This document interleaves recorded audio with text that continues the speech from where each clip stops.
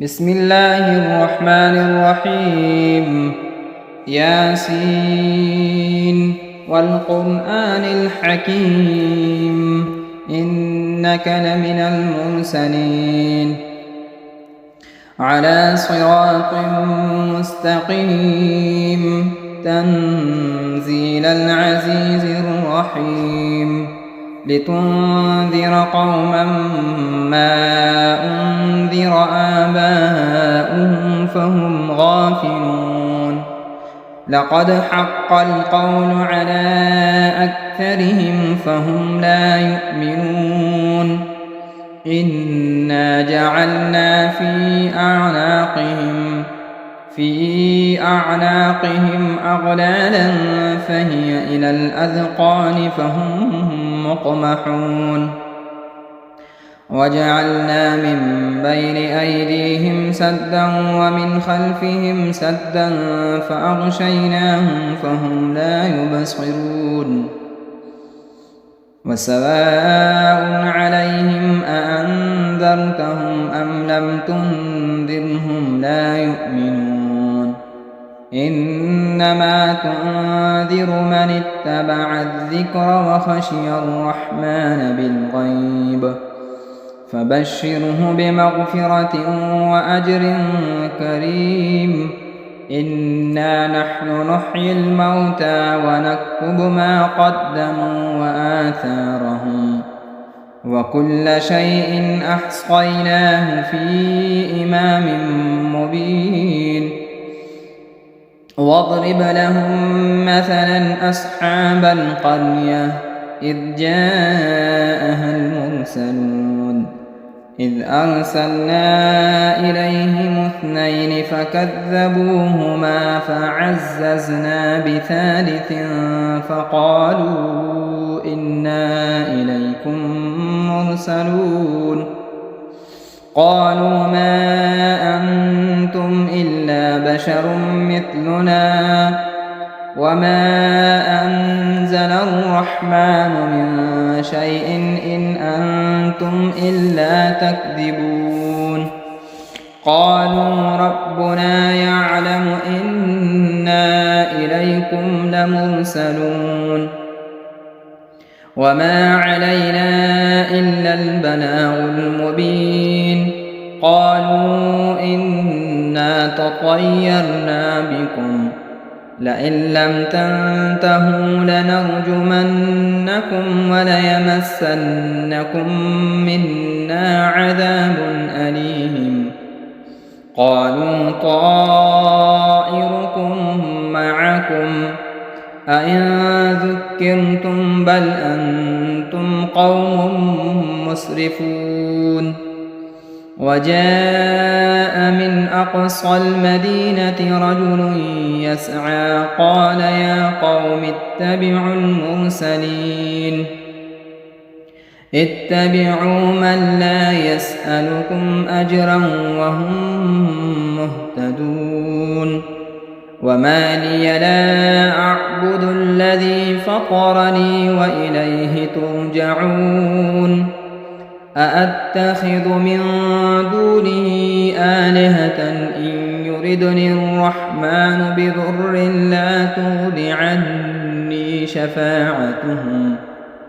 عني شفاعتهم شيئا ولا ينقذون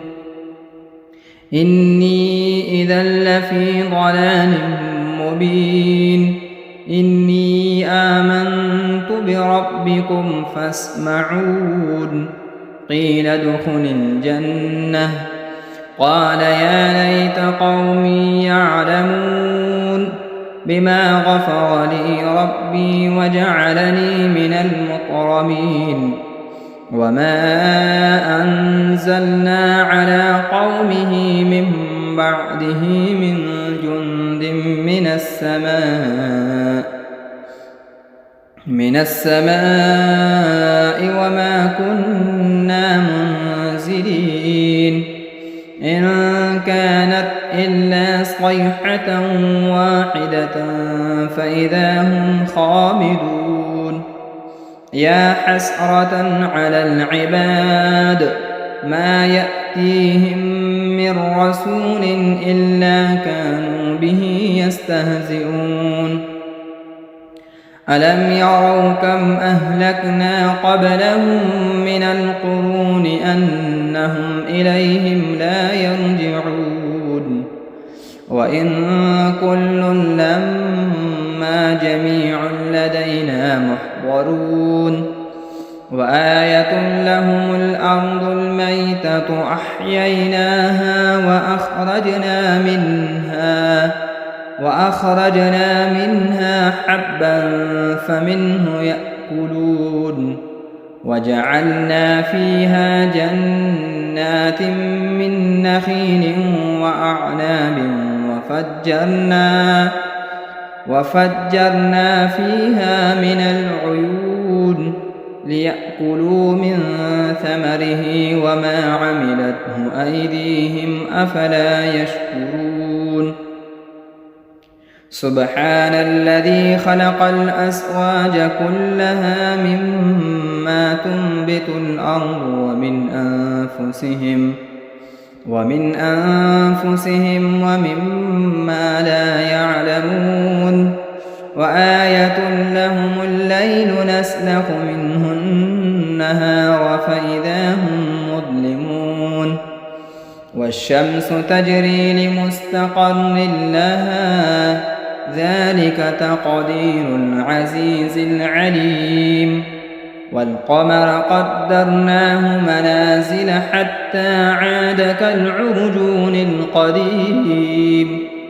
لا الشمس ينبغي لها أن تدرك القمر ولا الليل سابق النهار وكل في فلك يسبحون وآية لهم أنا حملنا ذريتهم في الفلك المشحون وخلقنا لهم من مثله ما يركبون وإن نشأ نغرقهم فلا صريخ لهم ولا هم ينقذون إلا رحمة منا ومتاعا إلى حين وإذا قيل لهم اتقوا ما بين أيديكم وما خلفكم لعلكم ترحمون وما تأتيهم من آية من آيات ربهم إلا كانوا عنها معرضين وإذا قيل لهم أنفقوا مما رزقكم الله قال الذين كفروا للذين آمنوا أنطعم من لو يشاء الله أطعمه إن أنتم إلا في ضلال مبين ويقولون متى هذا الوعد إن كنتم صادقين ما ينظرون إلا صيحة واحدة تأخذهم وهم يخصمون فلا يستطيعون توصية ولا إلى أهلهم يرجعون ونفخ في الصور فإذا هم من الأجداث إلى ربهم ينسلون قالوا يا ويلنا من بعثنا من مرقدنا هذا ما وعد الرحمن وصدق المرسلون إن كانت إلا صيحة واحدة فإذا هم جميع لدينا محضرون فاليوم لا تظلم نفس شيئا ولا تجزون إلا ما كنتم تعملون إن أصحاب الجنة اليوم في شغل فاكهون هم وأزواجهم في ظلال على الأرائك متكئون لهم فيها فاكهة ولهم ما يدعون سلام قولا من رب رحيم وامتازوا اليوم أيها المجرمون ألم أعهد إليكم يا بني آدم ألا تعبدوا الشيطان إنه لكم عدو مبين وأن اعبدوني هذا صراط مستقيم ولقد أضل منكم جبلا كثيرا أفلم تكونوا تعقلون هذه جهنم التي كنتم توعدون اصلوها اليوم بما كنتم تكفرون اليوم نختم على أفواههم وتكلمنا أيديهم وتشهد أرجلهم بما كانوا يكسبون ولو نشاء لطمسنا على أعينهم فاستبقوا الصراط فأنى يبصرون ولو نشاء لمسخناهم على مكانتهم فما استطاعوا مضيا ولا يرجعون ومن نعمره ننكسه في الخلق أفلا يعقلون وما علمناه الشعر وما ينبغي له إن هو إلا ذكر وقرآن مبين لينذر من كان حيا ويحق القول على الكافرين أولم يروا أنا خلقنا لهم مما عملت أيدينا أنعاما فهم لها مالكون وذللناها لهم فمنها ركوبهم ومنها يأكلون ولهم فيها منافع ومشارب أفلا يشكرون واتخذوا من دون الله آلهة لعلهم ينصرون لا يستطيعون نصرهم وهم لهم جند محضرون فلا يحزنك قولهم إنا نعلم ما يسرون وما يعلنون أولم ير الإنسان أنا خلقناه من نطفة فإذا هو خصيم مبين وضرب لنا مثلا ونسي خلقه قال من يحيي العظام وهي رميم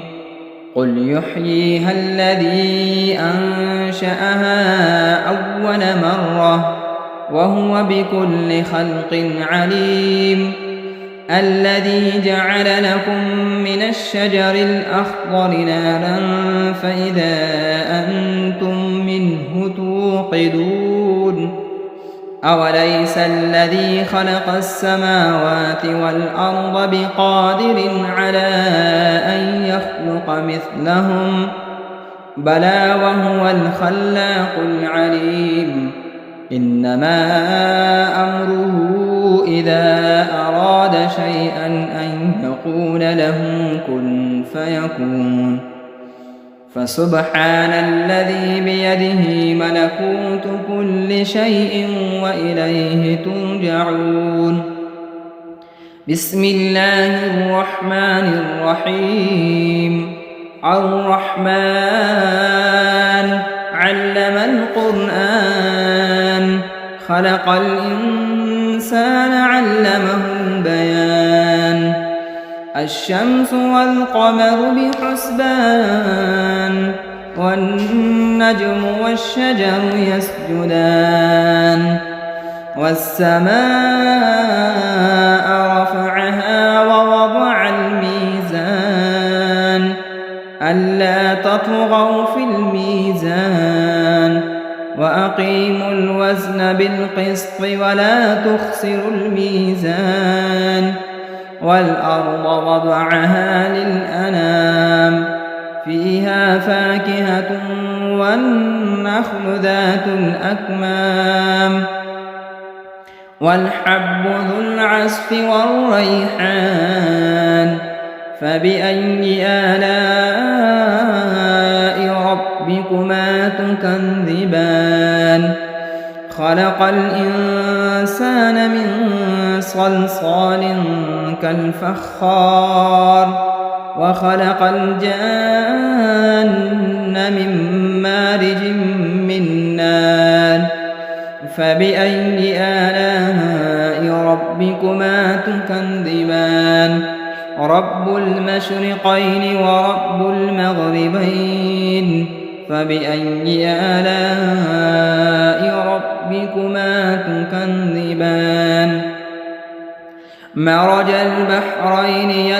يلتقيان بينهما برزخ لا يبغيان فبأي آلاء ربكما تكذبان يخرج منهما اللؤلؤ والمرجان فبأي آلاء ربكما تكذبان وله الجوار المنشآت في البحر كالأعلام فبأي آلاء ربكما تكذبان كل من عليها فان ويبقى وجه ربك ذو الجلال والإكرام فبأي آلاء ربكما تكذبان يسأله من في السماوات والأرض كل يوم هو في شأن فبأي آلاء ربكما تكذبان سنفرغ لكم أيها الثقلان فبأي آلاء ربكما تكذبان يا معشر الجن والإنس إن استطعتم أن تنفذوا من أقطار السماوات والأرض فانفذوا لا تنفذون إلا بسلطان فبأي آلاء ربكما تكذبان يرسل عليكما شؤاد من نار ونحاس فلا تنتصران فبأي آلاء ربكما تكذبان فإذا انشقت السماء فكانت وردة كالدهان فبأي آلاء ربكما تكذبان فيومئذ لا يسأل عن ذنبه إنس ولا جان فبأي آلاء ربكما تكذبان يعرف المجرمون بسيماهم فيؤخذ بالنواصي والأقدام فبأي آلاء ربكما تكذبان هذه جهنم التي يكذب بها المجرمون يطوفون بينها وبين حميم آن فبأي آلاء ربكما تكذبان ولمن خاف مقام ربه جنتان فبأي آلاء ربكما تكذبان ذواتا أفنان فبأي آلاء ربكما تكذبان فيهما عينان تجريان فبأي آلاء ربكما تكذبان فيهما من كل فاكهة زوجان فبأي آلاء ربكما تكذبان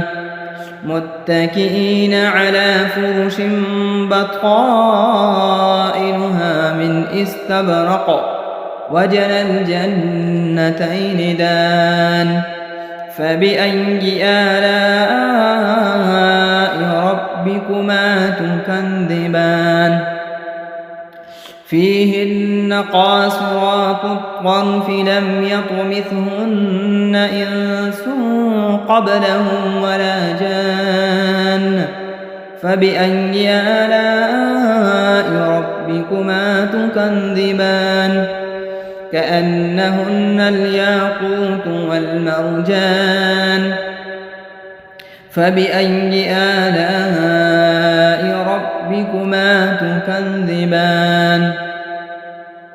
هل جزاء الإحسان إلا الإحسان فبأي آلاء ربكما تكذبان ومن دونهما جنتان فبأي آلاء ربكما تكذبان مدهامتان فبأي آلاء ربكما تكذبان فيهما عينان نضاختان فبأي آلاء ربكما تكذبان فيهما فاكهة ونخل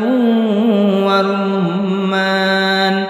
فبأي آلاء ربكما تكذبان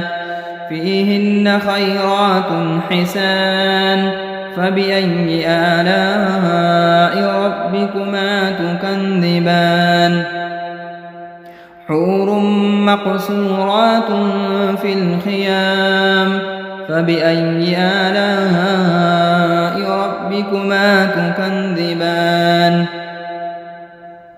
لم يطمثهن إنس قبلهم ولا جان فبأي آلاء ربكما تكذبان متكئين على رفرف خضر وعبقري حسان فبأي آلاء ربكما تكذبان تبارك اسم ربك ذي الجلال والإكرام بسم الله الرحمن الرحيم إذا وقعت الواقعة ليس لوقعتها كاذبة خافضة رافعة إذا رجت الأرض رجا وبست الجبال بسا فكانت هباء منبثا وكنتم أزواجا ثلاثا فأصحاب الميمنة ما أصحاب الميمنة وأصحاب المشأمة ما أصحاب المشأمة والسابقون السابقون أولئك المقربون في جنات النعيم ثلة من الأولين وقليل من الآخرين على سرر موضونة متكئين عليها متقابلين يطوف عليهم ولدان مخلدون بأكواب وأباريق وكأس من معين لا يصدعون عنها ولا ينزفون وفاكهة مما يتخيرون ولحم طير مما يشتهون وحور عين كأمثال اللؤلؤ المكنون جزاء بما كانوا يعملون لا يسمعون فيها لغوا ولا تأثيما إلا قيلا سلاما سلاما. وأصحاب اليمين ما أصحاب اليمين في سدر مخضود وطلح منضود وظل ممدود وماء مسكوب وفاكهة كثيرة لا مقطوعة ولا ممنوعة وفرش مرفوعة إنا أنشأناهن إنشاء فجعلناهن أبكارا عربا أترابا لأصحاب اليمين ثلة من الأولين وثلة من الآخرين. وأصحاب الشمال ما أصحاب الشمال في سموم وحميم وظل من يحموم لا بارد ولا كريم إنهم كانوا قبل ذلك مترفين وكانوا يصرون على الحنث العظيم وكانوا يقولون أئذا متنا وكنا ترابا وعظاما أئنا لمبعوثون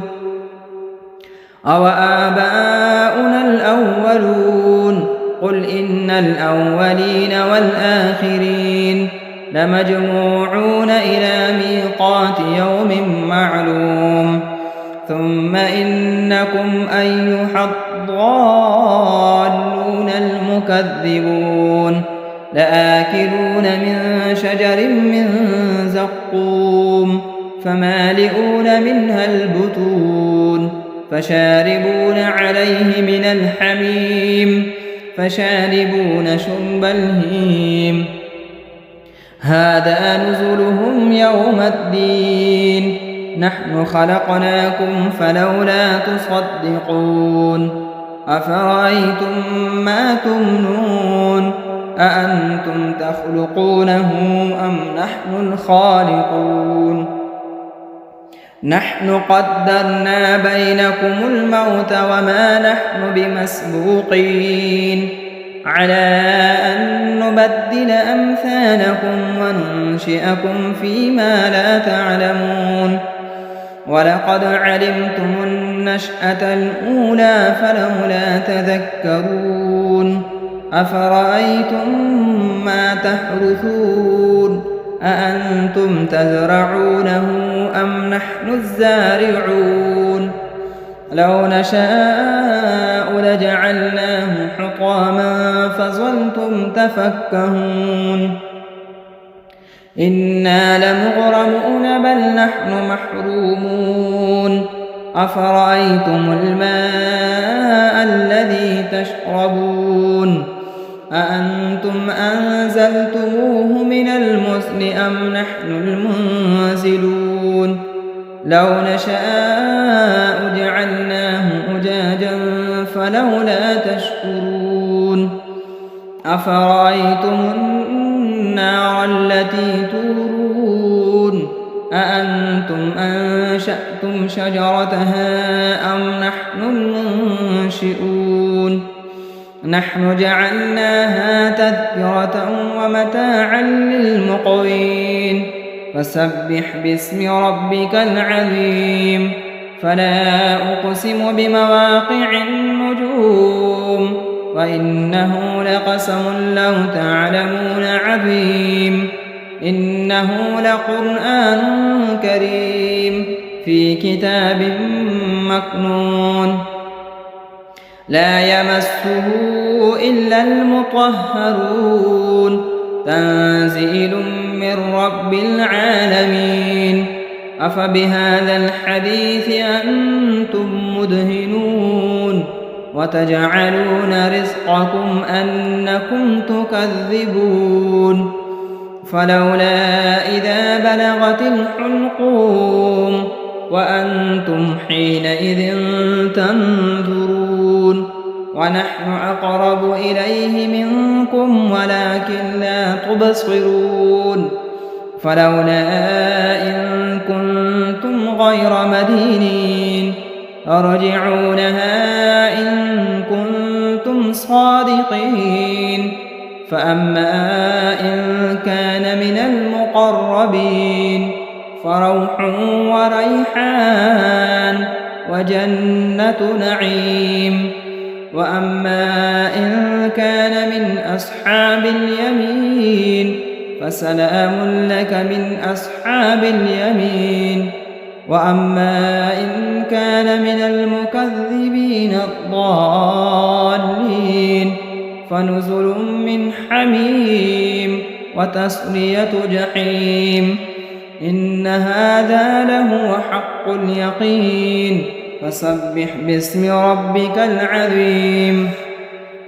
بسم الله الرحمن الرحيم تبارك الذي بيده الملك وهو على كل شيء قدير الذي خلق الموت والحياة ليبلوكم أيكم أحسن عملا وهو العزيز الغفور الذي خلق 7 سماوات طباقا